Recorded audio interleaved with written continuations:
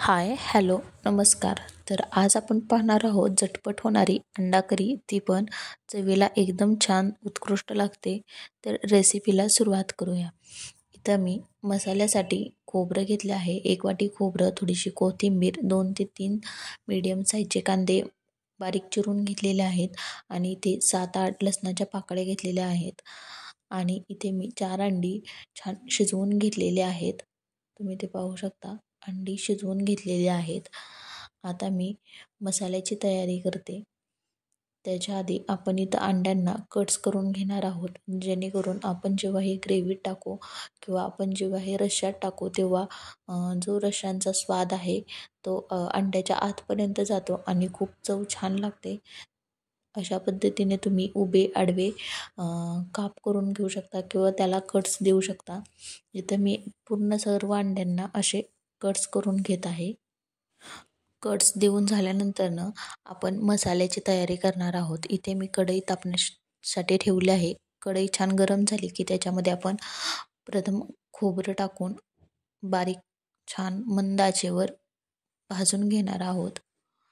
खोबरं अगदी जास्त लालसर भाजायचं नाही, नाहीतर ते करपट लागतं. थोडंसं अगदी गोल्डन ब्राऊन होईपर्यंत आपण खोबरं परतून घेणार आहोत.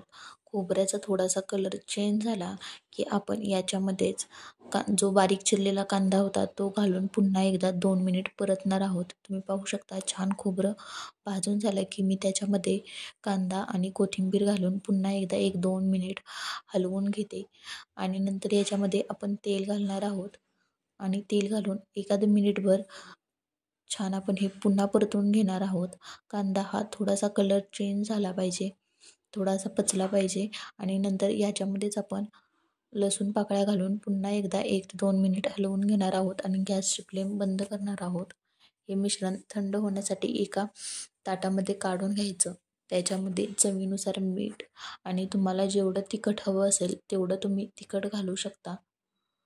आणि नंतर हे मिश्रण पुन्हा आपण मिक्सरला बारीक करून घ्यायचं.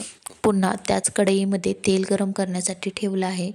तेल कडक छान गरम झालं की त्याच्यामध्ये जी बारीक केलेली पेस्ट होती ती आपण टाकली आहे. आता ती मंद आचेवर छान परतून घ्यायची.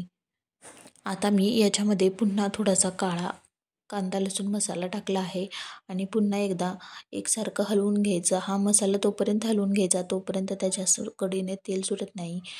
ते तुम्ही पाहू शकता थोडं थोडं तेल सुटायला लागलं आहे. मसाला जेवढा छान परतेल तेवढा आपल्या रश्श्याला किंवा त्या भाजीला छान चव येते किंवा स्वाद लागतो. त्यामुळे मसाला होता होईल एवढा छान परतून घ्यायचा, म्हणजे भाजी अगदी छान चविष्ट बनते.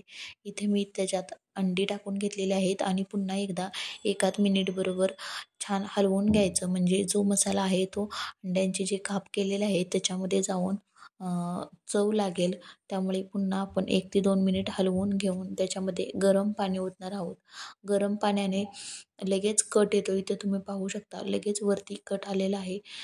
आता तुम्हाला जसा रस्सा हवा तसा कमी जास्त पातळ बनवू शकता. म्हणजे जेव्हा तुम्हाला जेवढं पाणी हवं असेल तेवढं तुम्ही ओतू शकता. आता इथे एक रश्श्याला छान उकळी काढून घ्यायची आणि परत गॅस मंद करून बारीक करून आपण 1-2-3 मिनिट छान रस्सा शिजू द्यायचा. इथे तुम्ही पाहू शकता छान कट आलेला आहे. आता आपण 1 ते 2 मिनिटानंतर तुम्ही भाजी पाहू शकता ती छान झालेली आहे. अशा पद्धतीची झटपट अंडा करी तुम्ही नक्की ट्राय करून बघा आणि व्हिडिओ जर आवडला असेल तर नक्की लाईक करा, शेअर करा आणि कमेंट करा आणि चॅनलवर नवीन असाल तर सबस्क्राईब करा.